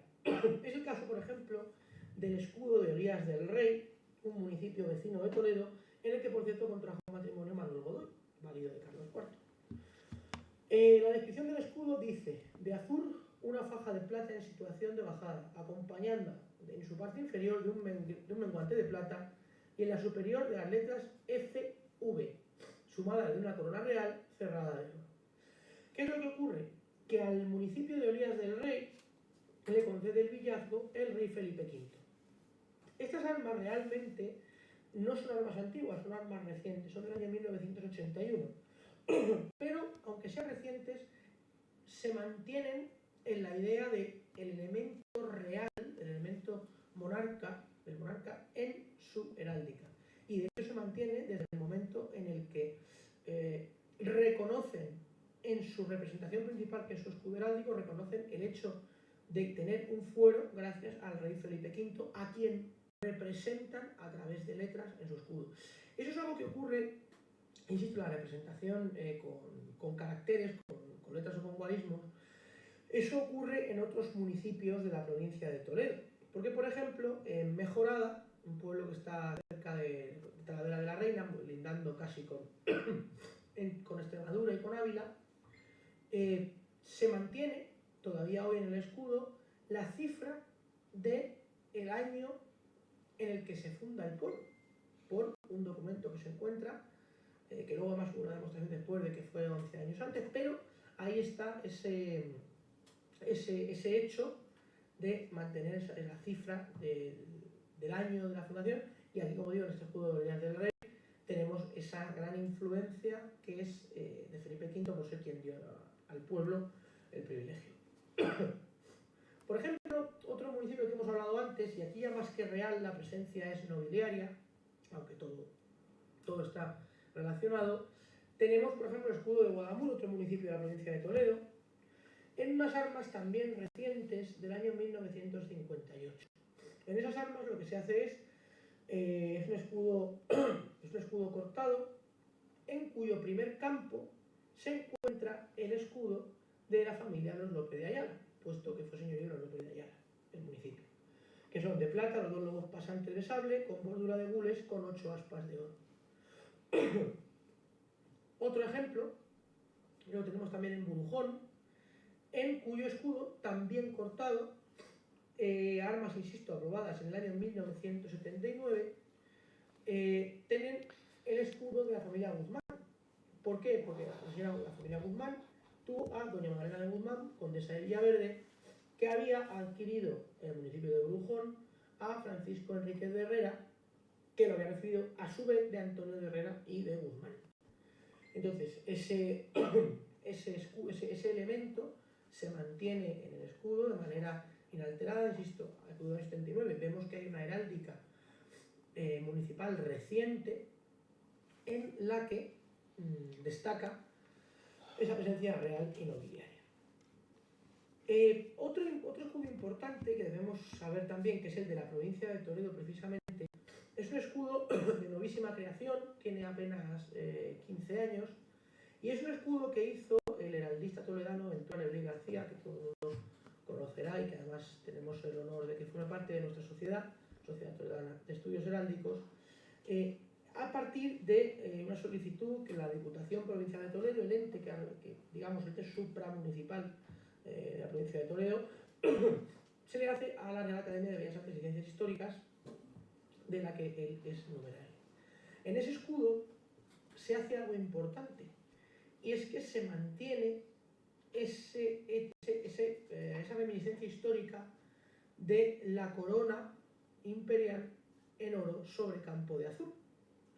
El escudo de la provincia de Toledo, que toma el águila, que toma las dos columnas del plus ultra, columnas de Hércules, que toma el toisón de oro, que toma Castilla y León, y que añade, insisto, y mantiene la tradición histórica de la provincia de Toledo, que van a poder encontrar en mapas, en enciclopedias, en diccionarios, no tanto en documentos, pero sí en enciclopedias, diccionarios, en mapas, en cartografías, que hay muchas con representaciones de todos los escudos de las provincias, que antes se reflejaban mucho en las enciclopedias y demás. Podrían encontrar esa corona, esa corona de oro sobre campo de azul, que aquí también se puede encontrar. El escudo, como he dicho antes, del año 2013, era un escudo muy similar al anterior, al de la ciudad de Toledo, pero finalmente ese escudo se modifica y es aprobado el 13 de mayo del año 2013. Por lo tanto, la provincia de Toledo cuenta con una tradición heráldica real y nobiliaria, por supuesto. ¿Por qué? La provincia de Toledo, insisto, capital de la entonces Hispania, capital del reino visigodo, lugar que ha sido corte de reyes, lugar en cuyos municipios ha habido importantísimos señoríos e importantísimas villas de gran desarrollo, digamos, a nivel nobiliario, y todo ello ha quedado reflejado en una tradición heráldica de gran interés, no solo para la provincia y para los respectivos municipios, sino también para España, porque se ha logrado entre los escudos antiguos y los escudos de nueva creación, insisto, a partir de la Constitución, a partir de 1978, más o menos, aunque ha habido también algunos a principios y a mediados del siglo XX, sobre todo en una gran oleada de neoheráldica que se produjo a partir del año 78-79 en adelante y que se mantiene todavía hoy, aunque en menor velocidad, ha conseguido consolidar la idea no solo del respeto de la heráldica municipal toledana a la figura real y a la figura nobiliaria, sino también a mantener ese vestigio de realeza en las representaciones municipales. Ese era el tema de este congreso y es el tema que, aplicado a la provincia en la que resido, he querido tratar para todos ustedes. Les agradezco de nuevo la oportunidad que me dan y les saludo a todos muy cordialmente. Gracias.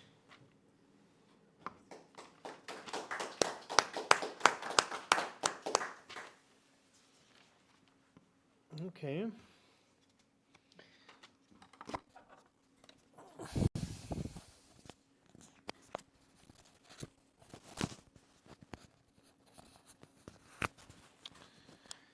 Yeah, ladies and gentlemen, we will have another lecture from Spain. This is the coat of arms and seal of King Philip V, a display of a new power in the Principality of Catalonia in 1715. And we have the pleasure to listen to Professor Dr. Gerard Marie Brull from the University of Barcelona in Spain. Dr. Brull is professor for Agregado at the unit of Historia Medieval, Historia Moderna, Poliografía y Diplomática, Department of Historia y Arqueológica, Faculty of Geography and History, University of Barcelona. Researcher of the applications and functions of signs, seals, heraldic shields, and other emblems, surpassing the strict chronological framework of the medieval period of conduct studies on the modern era, extending at least until the 19th century in both documentary and material sources.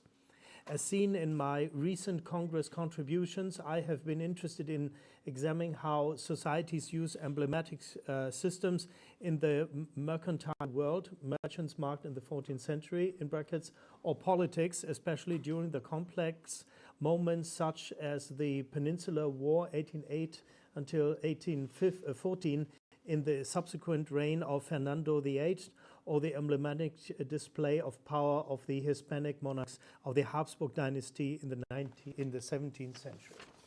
The floor is yours. Thank you so much. I am sorry, I think I am already out of time. I will try to do it shorter. Okay. It was not your fault. Take your time. Well, also not their fault. Okay, so, oops. So since some years ago, not too much, I was interested in some topic of research that I thought it can be interesting. This is about the source for this communication. I was interested in the sealed paper, in the stamped paper, that means en el papel sellado, because in this kind of paper there's a seal and a coat of arms. Then I thought it's a mix between heraldry and sigillography, and this is interesting for me. And then I began to research about this topic. And as usually happens many times, when you begin a new topic, you find like everything is yet said, everything is researched. You cannot do anything new. But well, you continue and then begin to find like, well, not everything is done, and maybe some things are done are not exactly the same. Many times happen like that. And this is after one incognita to do comes another one, and I was interested at this time at when is introduced the cell paper in the Crown of Aragon. Usually, many people say that the system begins in the 17th century as consequence of the Parliament or the Cortes of Castile in the 1632 with the King of Spain, Philip the IV. And like 4 years later, he did a Real Pragmatica, a decree, a royal decree that create the system of the cell paper in Spain. Well, really, when you begin, you discover that, well, it's not so easy. It's not exactly this. For example, the thing about some taxes on the paper, it was like at least 50 years before the supposed beginning, like in the Cortes or Parliament of 1579, they were discussing about how to do some kind of tax on paper. In the Cortes of 1598, 1617, usually in this they don't decide anything special. Yes, in the 1623, they decide to apply a tax on white paper, craft paper, and printed paper. And yes, also in the 1632, and then becomes the royal decree of 36. So it's all the process is older, and not exactly in all the territories of the monarchy, only in that related to the Crown of Castile. That means in the Crown of Castile, not in Portugal, not in the territories of the Crown of Aragon, and even something related to the Crown of Castile, not in the Kingdom of Navarra and the province in the north, Vascongadas, las provincias vascongadas. So not in all the territories. Also in America. In America has the particularity that this is not for every year, but every 2 years. And here we have two papers with the seals for 2 years. Okay, the first thing is not all territories begin the same. So I was interested in when is coming into the Crown of Aragon, in the Kingdom of Aragon, Valencia, and the Principality of Catalonia in this case. So the object, the topic to study was the cell paper. The cell paper has this printed mark on the top. There is the seal and the coat of arms. This is what was interested for me. And the category of the paper, the price or the amount, because different documents have to pay different kind of taxes, and the year of validity. This paper is valid only for 1 year.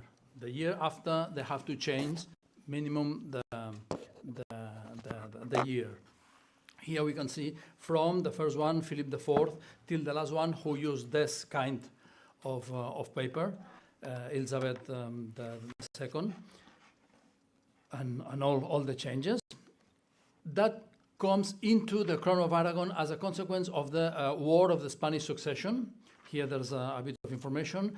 When died the king of the Habsburg or the Austria dynasty, Charles II, and begin the king as king of Spain, the grandson of Louis XIV from France, and then begins a war that the importance is how it's finished. This is finished by the moment in the year 1707, when Philip V take the control on Valencia and Aragon, and there are big changes. But what is important for me now is at the end of the war in 1714, when the fall of Barcelona, and then begin a very big changes, and the introduction of this kind of paper. So, this is Philip V of Spain, and some data of the biography. The important is the big changes, absolutely big changes for the Principality of Catalonia. For example, this is the abolition of the courts, the parliament, specific for Catalonia. The abolition of the government of Barcelona, el Consell de Cent, the abolition of the institution with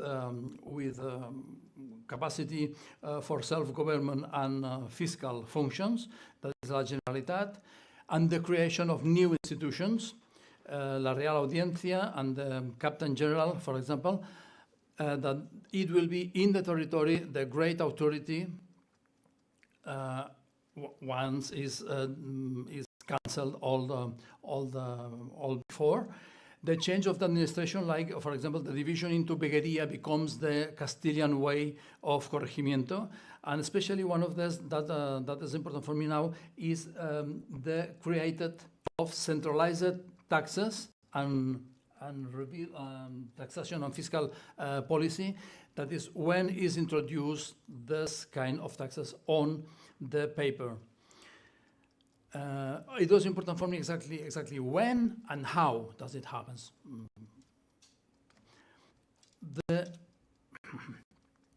This is the different, not all the reign of Philip V, but some of the years. One characteristic is the coat of arms and the seal is always the same.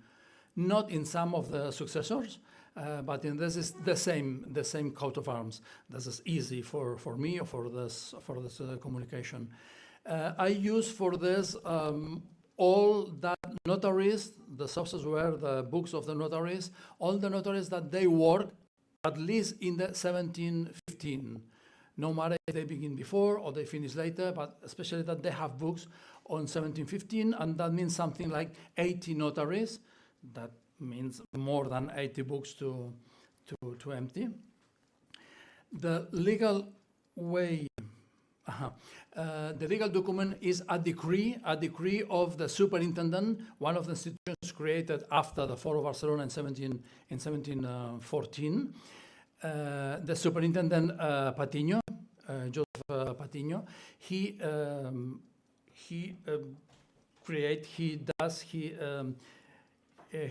do this edict or decree that I was lucky to find one of the papers printed in one of these books. Here we have two different models of this document. This is the document, the decree from Patiño in 1715 as superintendent, and this is what is how to say. This is what is el contenido of this document. We can see that the first page here is everything that, this is not new, this is just the Castilian way. And here, repeat, that says nobody can write some kind of documents without the sealed stamp. If somebody do it, then there are some rules, some punitions, some consequences, very, very important. What was most important for me was the second part, like when decide it has to begin at least, or it has to begin the 20th day of the month of March of that 1715 in Barcelona. In other parts out of Barcelona, at least the first day of April, or in case they have no paper enough or they have no paper, they have to begin when the paper arrives, because it has to arrive from Madrid, the printed paper. This was new. This is new for the notaries, and this is not too good for them. This makes the documents more expensive, and is more they are under control with this paper. This is a graphic with the day we have the first document with the sealed paper. Yes, no one begins to use the sealed paper before the 20th. This is, they can, because the documents say, the decrees say only after, or at least on the 20, on the 20 years. But nobody chooses to use the paper, because that means everything is more expensive. Almost all of them begin on 20, sorry, 20, 21st, 22nd. Some of this that they are till April, May, and later. This is for some specific circumstance that maybe sometimes is the documents were not, the books were not conservated, or they didn't work till so late. But this is the date of the first document they use this paper, and yes, they begin on 20. So we have this. This is the same. We have this is the first page of our notary with using this paper and the sign with the coat of arms and the seal, or the seal with the coat of arms.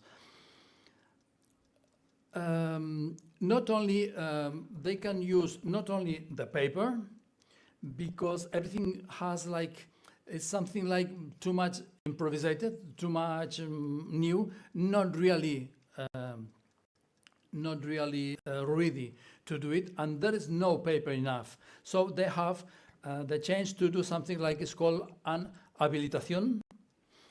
Una habilitación, this is a validation. We have not the paper we need for this king or this reign. We have not the paper for this year. We can do a validation. This is not the paper, but we can use it. For example, this is very late. This is in 1724, when just Philip V decided to renounce to the crown and give to the son Louis. 1 year. This was only 1 year because the son died very, very early. And this is the usual way of validation. This is not anymore the King Philip V, but we have the paper from January. So they write or they print this note is valid for the reign of the new king, for example. This is the normal validation. But before, in the beginning, there is no paper enough, so they don't do validation of paper, sealed paper before. They do validation of common paper, white paper.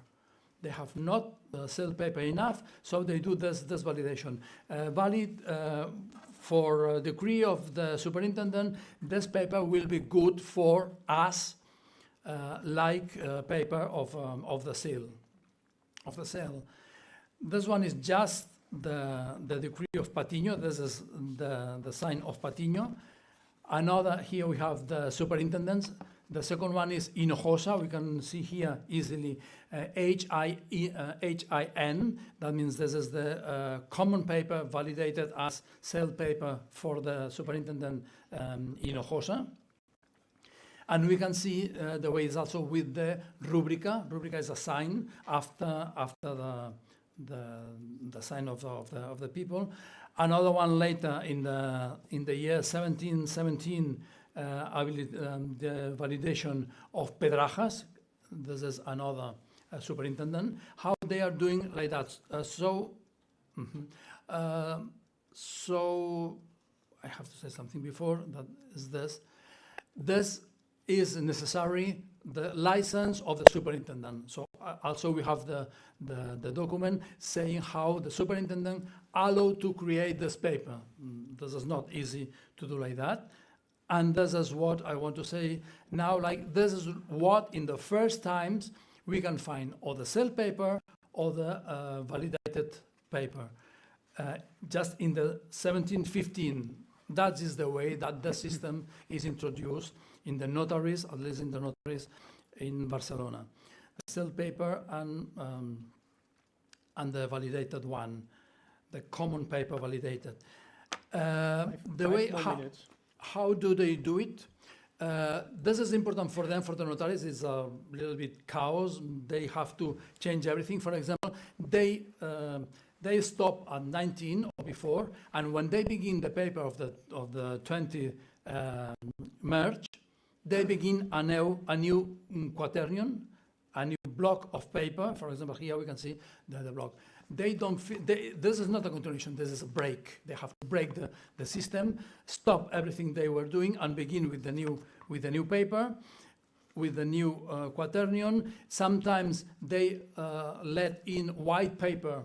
They don't write anymore after 19 or before. They don't write anymore, waiting for the new quaternion of the cell paper.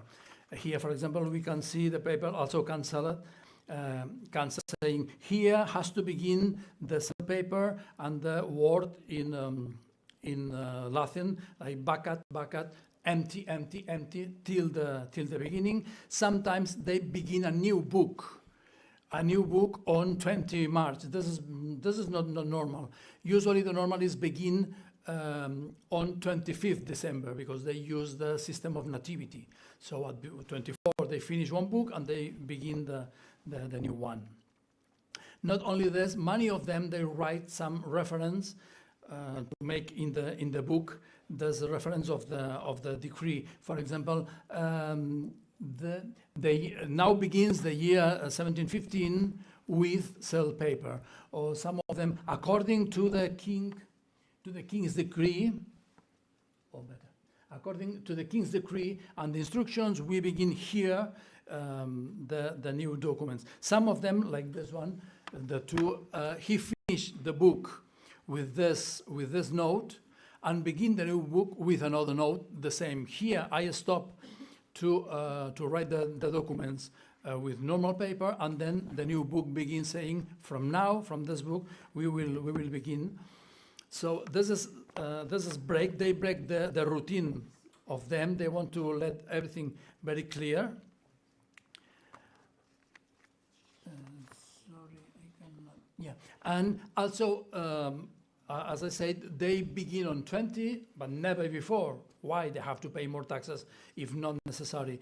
There's a change. Also a change how to do the documents, how to write in the books. The one on the left is a document before the beginning of the cell paper with 42 lines in the paper.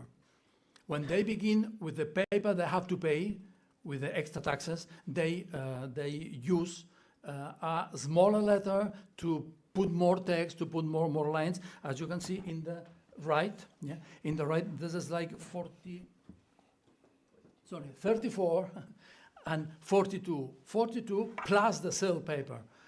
So if they can write more.